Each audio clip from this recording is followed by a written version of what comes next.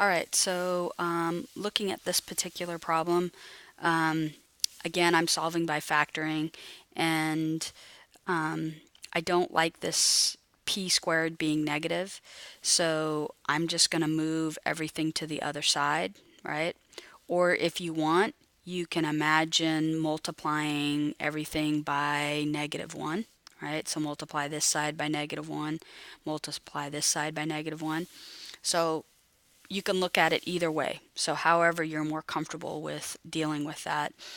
Um, so this is going to be p squared plus 2p and then minus 35 equals 0. So now I have to factor this. So I'm going to look at my factors. So I've got p squared and then minus 35p, or excuse me, just 35. So I want the factors of negative 35p squared to add up to 2p. Now, because this is a negative, I'm going to subtract my factors. So what are the factors of 35? So 1 times 35, 3 doesn't go into it, 5 times 7, and I believe those are my only factors. So because this is a minus, I subtract these, and so when I subtract these two, I get 2. And so these are the two factors I want, and one has to be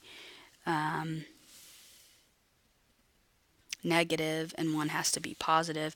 Because this is positive, 7p is positive minus 5p. So 7 times negative gives me negative 35p squared.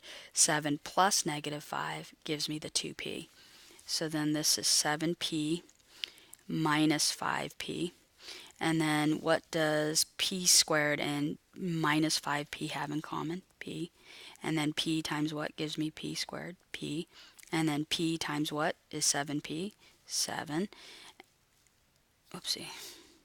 Let me write that better. 7. And then 7 times what gives me negative 35, and that would be minus 5.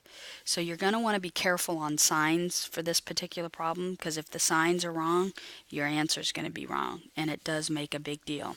So my factors are p minus 5 times p plus 7 equals 0. So p minus 5 equals 0 and p plus 7 equals 0.